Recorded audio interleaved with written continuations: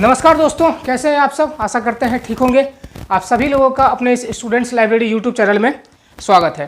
जैसा कि दोस्तों मैंने आपको टाइम एंड वर्क पूरा कंप्लीट पार्ट पढ़ा दिया हूं। Part 1, part 2, part 3 and part 4 सारा पार्ट पढ़ा दिया हूं। तो जिन लोगों को थोड़ा सा भी डाउट होगा एक बार देख लीजिएगा वीडियोज़ को।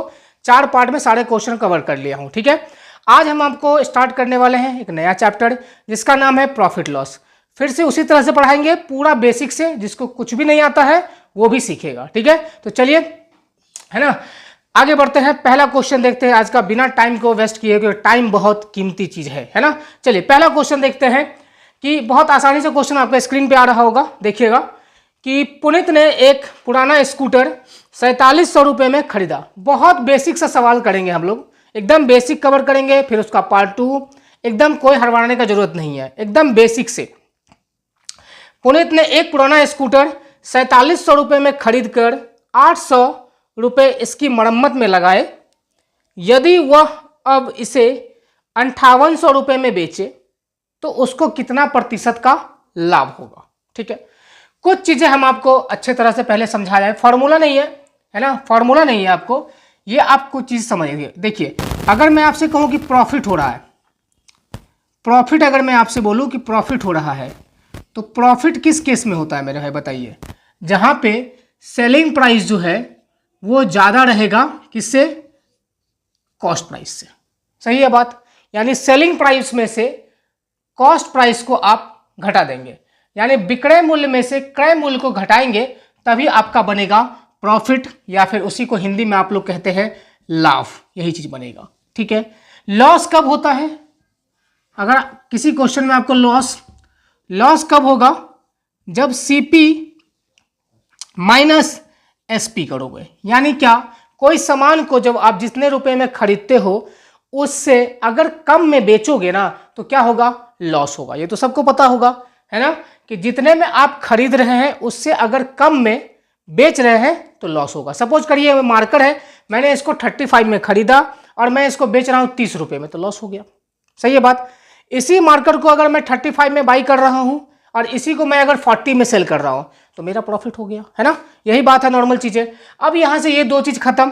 तीसरा चीज आपसे क्वेश्चन में पूछता है, वो क्या पूछता है, तीसरा चीज जो पूछता है आपसे क्वेश्चन में कि प्रॉफिट परसेंटेज बताओ। क्या बताओ, प्रॉफिट का परसेंटेज बताओ। और चौथा चीज आपसे पूछता है कि लॉस का जो है ना, लॉस का जो है परसेंटेज बताओ। यही 4 चीज आपसे पूछा जाता है बेसिकली, है ना। तो प्रॉफिट का परसेंटेज क्या लगाने के लिए आपको क्या करना पड़ेगा, प्रॉफिट का परसेंटेज अगर बताना है तो क्या करना पड़ेगा, ऊपर में पहले प्रॉफिट लिखोगे। ये बहुत ही, इसको स्किप मत कीजिएगा, आप देख लीजिएगा अच्छी तरह से, यही चीजें सारा अप्लाई होता है क्वेश्चन में। प्रॉफिट परसेंटेज अगर आपको निकालना है ना तो पहले प्रॉफिट जाएगा ऊपर में, यानी प्रॉफिट जो भी रुपये आपका हो रहा है ना उसको लिखेंगे ऊपर में।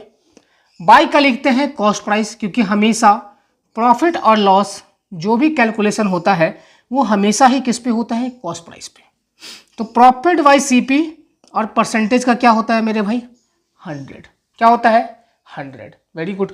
लॉस का भी क्या चलेगा, सेम ही चलेगा, कि कितने, अगर आपको लॉस परसेंटेज निकालना है तो आपको ये देखना है लॉस कितने का हुआ, तो लॉस जितना भी हुआ ऊपर में लिख लोगे आप। ठीक है, और हमेशा किस पे होता है, कॉस्ट प्राइस पे, इनटू का 100। बस ये चीज आपको ध्यान रखना है। ठीक है, इतना चीज अगर आप ध्यान रख पा रहे हैं तो क्वेश्चन को आप इजीली बना पाएंगे। ठीक है, चलिए आते हैं क्वेश्चन की तरफ।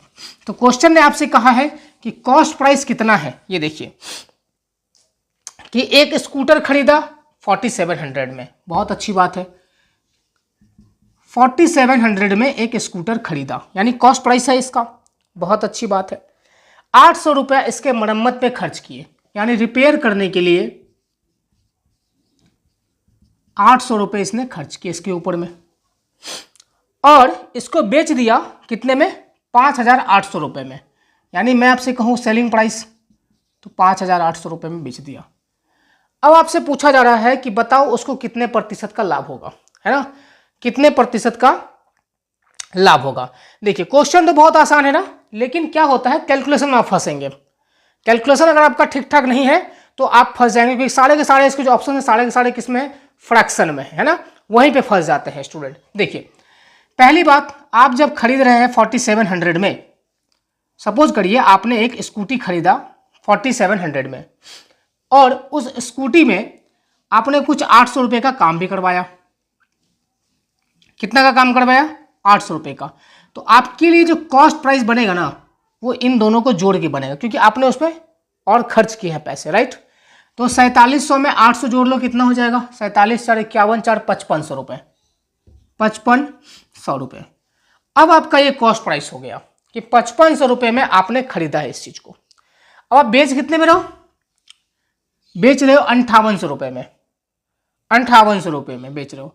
तो 5500 का सामान था, 5800 में बेच दिए, तो प्रॉफिट हुआ कि लॉस हुआ? तो पहला बात प्रॉफिट हुआ। कितने का? 300 रुपये का। अभी बताया था फॉर्मूला लिख करके कि प्रॉफिट हुआ कितने का? 300 रुपये का। किस पे कैलकुलेशन करते हैं? हमेशा याद रखिएगा दोस्त, हमेशा कॉस्ट प्राइस पे होता है। तो कॉस्ट प्राइस कितना है आपका? 5500, और परसेंटेज के लिए आप क्या लगा देंगे? 100। तो 0 0 खत्म, 0 0 खत्म, है ना। 5 से काटेंगे इसको 11 बार में, 5 से काटेंगे इसको 20 बार में, तो कितना हो जाएगा? 23 जा 60, 60/11, यानी इसी को आप लिखेंगे तो 11 × 5 = 55 और 5 60/11, यानी 55/11। Option number B is the right answer, है ना। तो ये हमारा पहला क्वेश्चन था। ऐसे करते करते हम लोग लेवल को बढ़ाएंगे, है ना, फिर आपको और अच्छा मनोरंजन भी मिलेगा थोड़ा थोड़ा बीच में, ठीक है। चलिए देखते हैं, ये पहला क्वेश्चन रहा। चलिए देखते हैं दूसरा क्वेश्चन। चलिए दोस्तों देखते हैं दूसरा क्वेश्चन। आपके स्क्रीन पे दिख रहा होगा, बहुत ही बेसिक सा सवाल है, लेकिन उम्मीद करते हैं कि आप लोग बनाइएगा, लेकिन बहुत सारे स्टूडेंट हो गए यहाँ भी फंसेंगे। किसी वस्तु को 100 रुपये में बेचने से एक दुकानदार को 15 रुपये का लाभ होता है ना। किसी वस्तु को 100 रुपये में बेचने से, बहुत ही यूनिक सा क्वेश्चन है, कर पाए तो करिए जरूर। किसी वस्तु को 100 रुपये में बेचने से एक दुकानदार को 15 रुपये का लाभ होता है। चलिए, जब ये सेलिंग प्राइस 100 रुपये का है, कह रहा ना आपसे कि एक वस्तु को बेचने से एक दुकानदार को 15 रुपये का लाभ होता है ना। तो यहाँ पे प्रॉफिट कितना है इसका?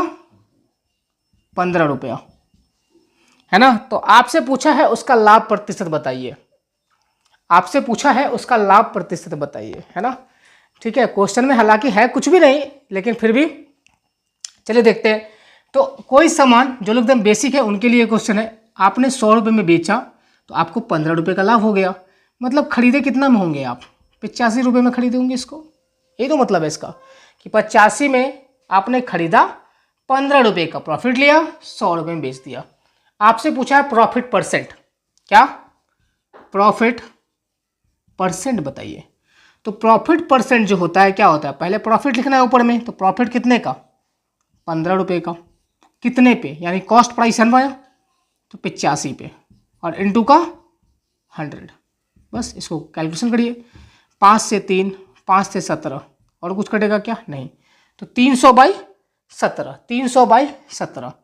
तो आप इसको ऐसे लिख सकते हैं कि 300/17। अब 17 कैसे हो जाएगा? ये आपका आ जाएगा, मान के चलिए 17 दाही का 170, ऐसे चेक कर लीजिए आप, अगर आपको थोड़ा डाउट है तो। 300, 17 बन जा 17, ये कितना बन जाएगा आपका? 13, है ना। 13 और 0, 17 7 119, है ना, 11, बस। ठीक है, तो हो जाएगा आपका 17/11/17%। 17/11/17% इज द राइट आंसर। कौन सा ऑप्शन में? Option number D. ठीक है, चलिए देखते हैं अगला क्वेश्चन।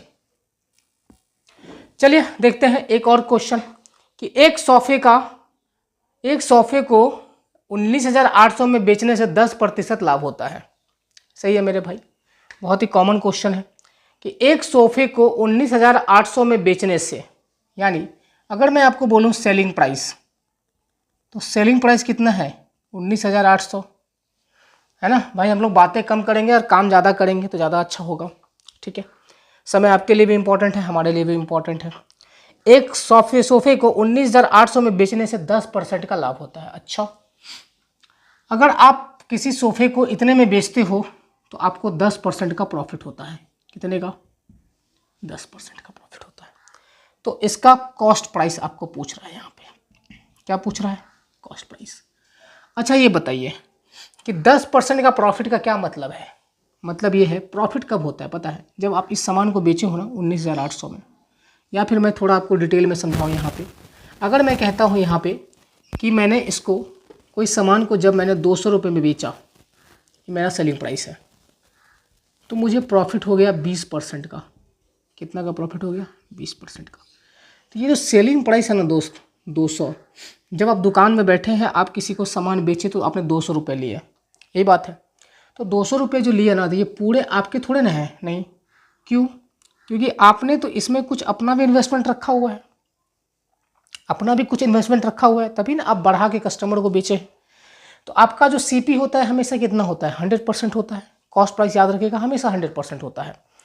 तो मान के चलिए इसमें आपका क्या क्या रहा होगा पता है? जब ये 200 रुपये का आप बेच रहे हो ना, ध्यान समझिएगा इस बात को, 200 रुपये का अगर आप बेच रहे हो तो इसमें क्या क्या रहा होगा पता है? आपका खुद का पैसा रहा होगा प्लस प्रॉफिट का। सही है बात? तो खुद का पैसा हमेशा कितना होता है? 100%, जो आपने खरीदे में लगाया था पैसा। और प्रॉफिट कितना परसेंट है? 20%। कितना परसेंट है? 20%। यानी आप इस बात को कह सकते हैं कि टोटल सर इसमें 100% तो कॉस्ट प्राइस ही रहा होगा, प्लस का 20% मेरा प्रॉफिट भी है। ये दोनों बातें सही हैं? हाँ बिल्कुल सही है। तो इन दोनों को जोड़ने का क्या मतलब हो गया सर? कि टोटल जो है मेरे पास कितना आया है? 120%। समझ रहे बात? जिसका जो वैल्यू है ना क्वेश्चन में, वो क्या रखा हुआ है? 200 रुपये।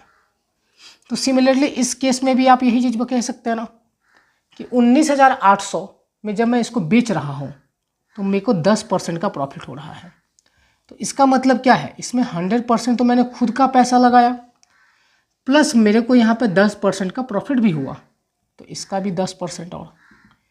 तो टोटल में अगर देख लूँ तो कितना आ गया? 110%। कितना परसेंट आया? 110%। तो मैं कह सकता हूँ इस बात को कि ये परसेंटेज का फॉर्म में कितना है? 110। ये परसेंटेज का फॉर्म में दोस्त कितना है? 110। और इस वाले फॉर्म में कितना है ये? तो 19,800। तो 110% का वैल्यू इतना है, तो 1% का कितना होगा? तो इसको आप डिवाइड कर लोगे 110 से, है ना। और कॉस्ट प्राइस आपसे पूछा है, तो कॉस्ट प्राइस हमेशा कितना होगा? 100%। तो 0 से 0 ख़त्म, 11 से काटिए इसको, 11 1 जा 11, 7 बचेगा, 7 पे आएगा 8, नहीं सॉरी 8 बचेगा, 8 पे 8 आएगा तो 88 हो जाएगा, और ये आपका 8 गुना कट जाएगा, है ना। और 2 जीरो यहाँ का और 1 जीरो इधर वाला, यानी टोटल जो है कॉस्ट प्राइस कितना था इस सामान का? कॉस्ट प्राइस जो था टोटल वो था 18,000, है ना। 18,000 रुपये में आपने इसको ख़रीदा था और 19,800 रुपये में इसको आपने बेच दिया था, तो 10% का प्रॉफिट हुआ है। अगर चेक करना है तो कर सकते हैं, वही चीज़ है कि अगर सर 10% इस पर मैं प्रॉफिट लगाऊं तो 18,000 का 10% कितना होगा? 1,800 ना। बस इन दोनों को जोड़ दीजिए, 0 0 8 8 1 9, देखिए फिर से मिल गया ना ये सेलिंग प्राइस। ठीक है, तो इस तरह से अगर आपको क्वेश्चन में बोला जाए कि इतना परसेंट इतना में बेचने से इतना परसेंट का प्रॉफिट हुआ, है ना, तो इसका कॉस्ट प्राइस क्या है, तो इस तरह से क्वेश्चन को कर सकते हैं। चलिए देखते हैं अगला क्वेश्चन। चलिए देखते हैं एक और क्वेश्चन कि एक रेडियो सेट 1120 में बेचा जाए तो 40% का लाभ होता है। ये कुछ बेसिक से सवाल है आपके कंसेप्ट के लिए कि अगर मैं एक रेडियो सेट है जिसको मैं अगर 1120 रुपये में बेचूं तो मेरा जो प्रॉफिट होगा ना वो होगा 40% का। कितने का? 40% का। ठीक है, सही है बात। आपको बोला गया है कि 60% लाभ कमाने के लिए इसको कितने में बेचा जाएगा। अगर मान के चलिए 1120 रुपये में जब हम इसको बेच रहे हैं ना तो हमको 40% का प्रॉफिट मिलता है, लेकिन मेरे को चाहिए 60% का प्रॉफिट आप चाहिए। कितने परसेंट का चाहिए हमको? 60% का प्रॉफिट चाहिए। तो इसको हम कितने में बेचेंगे, ये क्वेश्चन है। ठीक है, अब आप देख सकते हैं इस चीज़ को कि मैंने आपको लास्ट क्वेश्चन में भी समझाया था कि 1120 जब आप बेच रहे हैं इस चीज़ को, तो इसमें दोनों चीज़ है। क्या है दोनों चीज़ सर जी? पहला बात तो 100% आपका पैसा लगा हुआ है इस चीज़ में, इस बात से आप क्लियर है। 100% आपका पैसा लगा हुआ है इसमें। उसके बाद आपने 40% का प्रॉफिट कमाया, सही है बात। उसके बाद आपने 40% का प्रॉफिट भी कमाया इसमें। तो टोटल अगर हम बात कर लें तो कितना परसेंट हो गया, 100% और 40%, यानी 140% हो जाएगा ये आपका, जिसके वैल्यू में अगर मैं देखूं तो क्या है 1120, सही है बात। तो 1% का जो वैल्यू आएगा ना वो मेरे दोस्त क्या आएगा, डिवाइड कर लोगे आप 140 से इसको। अब इस बार आपको अगर ये पूछता कि कॉस्ट प्राइस बताइए, क्या पूछता, कॉस्ट प्राइस बताइए, तो यहाँ 100 से गुना कर देते, सही है बात ना। कॉस्ट प्राइस अगर पूछता तो आप 100 से गुना कर देते, लेकिन आपसे पूछ क्या रहा है, ये पूछ क्या रहा है कि 60% प्रॉफिट चाहिए। तो खुद सोचो, अगर मैं को सिर्फ यहाँ पे कॉस्ट प्राइस चाहिए होता तो मैं क्या करता, 100 से मल्टीप्लाई कर देता, लेकिन नहीं, आपको बोला जा रहा है कि 60% प्रॉफिट भी चाहिए। तो 100 + 60 यानी 160 का वैल्यू निकालना है आपको, ठीक है। चलिए देखते हैं, 0 से 0 खत्म है ना, 7 से देख लें इसको, 7 से ये कट जाएगा आपका 2 बार में, 7 से कटेगा ये 16 बार में, सही है बात। और 2 से कट गया आपका 8 बार में, तो 16 × 8 128 और 1 0 यानी 1280 जो है आपका सही आंसर है। ऑप्शन नंबर कौन सा है ये, नन ऑफ दीज होगा, है ना, नन ऑफ दीज, यानी क्वेश्चन नंबर हाँ ये आपका नन ऑफ दीज रहेगा, इनमें से कोई नहीं, है ना। तो 1280 इस सवाल का सही उत्तर है। चलिए देखते हैं अगला क्वेश्चन। चलिए देखते हैं एक और सवाल आप ही के लिए, कि एक खिलौने को 21 रुपये 60 पैसे में बेचने से 10% की हानि होती है। एक खिलौना है जिसको 21 रुपये 60 पैसे में बेचने से 10% की हानि होती है, यानी सेलिंग प्राइस अगर मैं देखूं इसका तो क्या है 21.60, क्या है इसका सेलिंग प्राइस 21.60। इसमें क्या होता है 10% का लॉस होता है। जब आप इसको इतना में बेचते हैं ना गुरु, तो आता कितने % का लॉस है, 10% का। तो इस बात को आपको समझ लेना है कि अगर प्रॉफिट बोलेगा, अगर मैंने आपको 2 सिचुएशन दिए, मैं यहाँ पे 100% कॉस्ट प्राइस रख रहा हूँ। अगर आपको क्वेश्चन में बोला जा रहा है कि इतना % का प्रॉफिट हुआ तो जोड़ दो, अगर क्वेश्चन में बोला जा रहा है इतना % लॉस हो गया तो 100 में से घटा दो। यही 2 काम करना है आपको, ठीक है, यही 2 काम करना है। तो लास्ट वाले क्वेश्चन में आपने देखा था ना प्रॉफिट था तो मैंने उसको जोड़ दिया था। अब इस बार कह रहा है लॉस है, कितने % का, तो 10% का। तो 10% का लॉस होने के मतलब क्या है, 100 में से 10 घट जाएगा तो बचेगा कितना सड़िया आपका 90%। और 90% का जो वैल्यू है वो कितना है 21.60। आपको बोला गया है कि 20% का प्रॉफिट चाहिए, कितना में सेल करना पड़ेगा, 20% का इस पे प्रॉफिट चाहिए। तो 90% का वैल्यू इतना है, तो 1% का क्या आएगा मेरे भाई बताइए, इसको आप 90 से डिवाइड कर लेंगे। और आपको चाहिए 20% का प्रॉफिट, तो 20% का प्रॉफिट का क्या मतलब होगा कि 100 में 20 जोड़ लेना है, तो कितना हो जाएगा इंटू 120। बस अब आपको जो है इसको कैलकुलेशन कर लेना है। कैलकुलेशन कैसे कर लेंगे, चेक करते हैं। 0 से 0 ख़त्म हो जाएगा, बहुत बढ़िया गुरुजी। 3 से इसको ख़त्म करेंगे तो 3 से 3 टाइम्स, 3 से 4 टाइम्स, सही है गुरुजी। 6 1 7 और 2 9 यानी कट जाएगा, हाँ बिल्कुल कट जाएगा, है ना। तो 3 से इसको काट लेंगे तो 3 सत्ते 21 और ये आपका 20 बार में, सही है बात, है ना। 7.20। अब इसको आप गुना कर लीजिए, है ना, नीचे में कुछ है नहीं, गुना कर लीजिए। 0 को 4 करेंगे तो 0 हो जाएगा, 4 2 जा 8 एंड 7 4 जा 28। लेकिन आपको याद होगा दोस्त यहाँ पे डेसिमल है, और डेसिमल हटाओगे, डेसिमल का कितने डिजिट हैं, 2 डिजिट हैं, तो 2 डिजिट हट जाएगा तो नीचे में क्या आ जाएगा आपका 100, यानी इसको आपको 100 से डिवाइड देना पड़ेगा, है ना। तो बस 100 से डिवाइड देना तो बहुत ही आसान है, 1 2 1 2। यहाँ पे किसी भी नंबर को मैं आपको बता दूँ अगर डिवाइड देना हो 100 से, जैसे मैंने आपको कहा कि 7537 डिवाइड दो 100 से, तो कुछ नहीं करना होता है इसके दोस्त, 100 मतलब 2 डिजिट ना, तो यहाँ से राइट साइड से 2 डिजिट बाद डेसिमल बैठा दो, 1 2 खत्म, ये हो जाता है डिवाइड, है ना। ये एक तरीका, इसलिए हम लोग जब भी प्रेफर करते हैं कैलकुलेशन में ना तो नीचे में 100 को प्रेफर करते हैं। क्यों? क्योंकि ये आपका जो है मल्टीप्लाई भी आसान कर देता है और डिवीज़न भी बहुत ही आसानी से कर देता है। ठीक है, इसलिए मैंने यहाँ पे देखे, आपने नोटिस किया होगा इस चीज़ को कि मैं यहाँ पे डेसिमल नहीं हटाया और 100 भी नहीं लिया, है ना। अब यहाँ पे जो लोग बच्चे 100 लेके करेंगे वो इसको काटा कुटी करेंगे, फिर वहीं पहुँचेंगे उसको लेकर के, इसीलिए मैंने उसको वहाँ पे छोड़ दिया पहले। तो जब भी आप कैलकुलेशन में करेंगे, क्योंकि डेटा ही इस तरह से फिट होता है एग्जाम में, समझ रहे बात, डेटा आपको इस तरह से फिट करके दिया जाता है कि आप अपना क्विक अप्रोच से सॉल्व कर सकते हैं। सही आ रहा है ना बात आपको। तो यही चीज़ें हैं यहाँ पे। अब यहाँ पे कोई बच्चा 100 ले लिया पहले, फिर वो काटेगा, पहुँचेगा वहीं से, लेकिन आपने देखा ना मैंने कितना स्मूथली कर लिया और इसको डिवाइड कर दिया 100 से, काम बन गया अपना, है ना। तो जब भी आप कैलकुलेशन को करेंगे तो आप इस चीज़ को जरूर ध्यान रखिएगा दोस्त कि नीचे में 100 होना या नीचे में 0 का होना, है ना, बहुत ही आपके लिए यूजफुल होता है कैलकुलेशन के लिए। ठीक है, तो 100 के साथ कभी छेड़िएगा नहीं।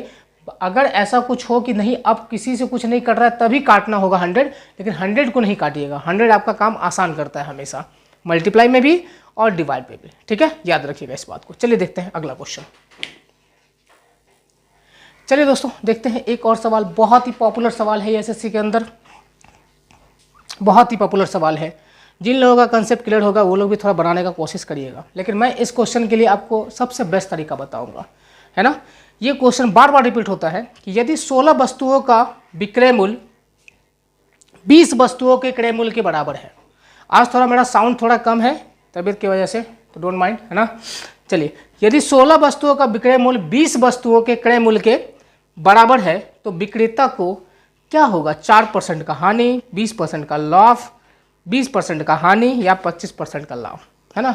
ये क्वेश्चन बहुत ही ट्रिकी होता है एसएससी के अंदर में, और इसको मैं आपको आज बताने वाला हूँ, पूरा बेस्ट तरीका बताने वाला। देखो कैसे लिखोगे इसको कि यदि 16 वस्तुओं का विक्रय मूल्य, है ना, तो आप ऐसे लिखोगे कि 16 वस्तुओं का विक्रय मूल्य, ऐसे लिखोगे 16 वस्तुओं का विक्रय मूल्य बराबर है 20 वस्तुओं के क्रय मूल्य के, 20 वस्तुओं के क्रय मूल्य के। बहुत आराम से देखिएगा, 20 वस्तुओं के क्रय मूल्य के बराबर में, ठीक है ना।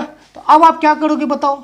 एसपी और सीपी का रेशियो निकालोगे मेरा भाई। यहाँ से देखिए, 4 से इसको काटेंगे 4 टाइम्स, 4 से इसको काटेंगे 5 टाइम्स, यानी 4 एसपी बराबर हो जाएगा 5 सीपी के।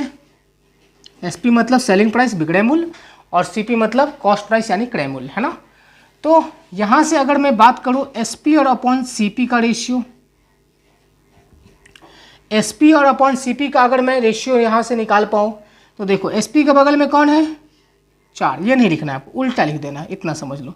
तो एसपी हो जाएगा 5 और सीपी कितना हो जाएगा? 4। इस बात को समझ गए? फिर से मैं रिपीट कर रहा हूँ, आपको इस तरह से लिखना है खाली, 16 वस्तुओं का विक्रय मूल्य 20 वस्तुओं का क्रय मूल्य के बराबर है। तो आपको जब इसको कैंसिल करोगे ना तो 4 से 4 टाइम्स कैंसिल, 4 से 5 टाइम्स कैंसिल, तो 4 इंटू एसपी यानी सेलिंग प्राइस बराबर कितना हो जाएगा? 4 selling price equal to 5 into CP बराबर 5 कॉस्ट प्राइस। ये दोनों बातें क्लियर है। अब यहाँ से मैंने एसपी और सीपी का रेशियो निकाला तो निकल के ये आया, मतलब आप 4 रुपये कहीं खर्च किए, यानी कॉस्ट प्राइस आपका कितना है, लागत मूल्य कितना है? 4 रुपया, और आपने बेच दिए इसको 5 रुपये में। सही है बात? अभी मैंने आपको स्टार्टिंग में ही बताया था कि अगर कॉस्ट प्राइस 4 है और सेलिंग प्राइस मेरे भाई 5 है, तो आपको पूछा है प्रॉफिट परसेंट, तो पहले तो प्रॉफिट निकालो। कितने का प्रॉफिट हुआ? 1 रुपये का। किस पे? हमेशा सीपी पे, और परसेंटेज के लिए 100। तो 4 से कितना बार में कट जाएगा? 25 बार में, यानी 25% का जो है प्रॉफिट होगा, है ना। ऑप्शन नंबर डी, है ना, ऑप्शन नंबर डी इसका जो है सही उत्तर है। ठीक है, चलिए देखते हैं अगला क्वेश्चन। चलिए दोस्तों, एक और सेम क्वेश्चन आपके लिए, सेम पैटर्न, खाली डिजिट चेंज रहेगा। कितने लोग इसका आंसर कर पाते वो देखना चाहते हैं। देखिए क्या बोला है क्वेश्चन में, सेम क्वेश्चन है कि यदि 8 वस्तुओं का क्रय मूल्य 9 वस्तुओं के विक्रय मूल्य के बराबर हो तो विक्रेता को प्रतिशत लाभ या हानि बताए, है ना। अब ये हमारे क्या, कितना है आपका आंसर बताइए इस बार? रिपीट कीजिए। यदि 8 वस्तुओं का क्रय मूल्य 9 वस्तुओं के विक्रय मूल्य के बराबर हो तो विक्रेता को कितना % लाभ या हानि होगा? चलिए बनाइए, देखते हैं इसको। बस लिखने का तरीका मेरे भाई समझ जाओ कैसे लिखते हैं। 8 वस्तुओं का क्रय मूल्य, आराम से लिखेंगे यहाँ पे, 8 वस्तुओं का क्रय मूल्य किसके बराबर में है? 9 वस्तुओं के विक्रय मूल्य के बराबर में। ये बात सही है? हाँ बिल्कुल सही है। कैंसिल कुछ होने वाला है? कुछ भी नहीं। 125। कैंसिल कुछ होने वाला है? कुछ नहीं होने वाला था। चलो देखते हैं। सीपी, यानी आप ऐसे भी कर सकते हैं कि 8 का गुना कर लीजिए सीपी से तो कितना हो जाएगा? 8 सीपी, और 9 का गुना कर लीजिए एसपी से तो 9 सीपी, है ना। यानी सीपी अपॉन एसपी का जो रेशियो हो जाएगा मेरे भाई उल्टा हो जाएगा, यानी 9 अपॉन का 8। सही है बात। अब आपसे पूछा गया है कि प्रतिशत लाभ या हानि बताओ, तो मेरे भाई आप ही हमको बताइए जरा कि खरीदे आप कितना में थे? 9 रुपये में खरीदे थे और बेच दिए मेरे भाई कितना में? 8 रुपये में बेच दिए, तो कितना का लॉस कर लिए आप? सीपी था आपका 9 रुपया और सेलिंग प्राइस हो गया आपका 8 रुपया, तो आप मेरे भाई 1 रुपया लॉस करके बेच दिए ना। ठीक है, अब 1 रुपया जो लॉस कर रहे हैं किस पे कर रहे हैं मेरे भाई? सीपी पे। सीपी कितना है? 9, और इसको आप क्या करेंगे? 100%, है ना। तो 100/9 यानी 11 1/9 होना चाहिए। क्या है देखिए एक बार, कुछ गड़बड़ हो रहा है क्या? नहीं ना गड़बड़ हो रहा है मेरे भाई। हाँ, 11 1/9% का लॉस हो जाएगा। अब ये 11 1/9%, जिन लोगों को फ्रैक्शन फॉर्म नहीं याद है भाई याद कर लीजिएगा, it will really help you in the examination. अगर किसी को अब यहाँ पे फ्रैक्शन फॉर्म नहीं पता तो उसके पास क्या ऑप्शन है गुरुजी? ऑप्शन यही है कि 9 ऐसे लिखिए, 100 लिखिए, 9 1 जा 9, फिर ये लिखिए, फिर 9 1 जा 9, तब जाके आएगा 11 1/9। लेकिन किसी को अगर लर्न किया हुआ है तो एक बार में हिट करेगा कि 11 1/9% का क्या हो जाएगा? लॉस होगा। क्या होगा? लॉस, क्योंकि सीपी कितना था? 9, एसपी हो गया 8, यानी लॉस करके बेचे हैं तो 11 1/9% का मेरे भाई लॉस हो जाएगा इस क्वेश्चन में। ठीक है, बहुत ही इंपॉर्टेंट क्वेश्चन है ये वाला भी और लास्ट वाला, दोनों ही क्वेश्चन, है ना। तरीका सेम ही है कि 8 वस्तुओं का क्रय मूल्य कितने के बराबर है? इतने के बराबर। बस इसका आपको रिलेशन निकालना है, सीपी और एसपी का रिलेशन निकालना है। एक बार आपने सीपी कॉस्ट प्राइस यानी लागत मूल्य, और एक बार आपने अगर सेलिंग प्राइस यानी विक्रय मूल्य का दोनों का रेशियो निकाल दिया तो आप इजीली फाइंड कर पाएंगे कि प्रॉफिट हुआ कि लॉस हुआ। ठीक है, चलिए देखते हैं अगला सवाल।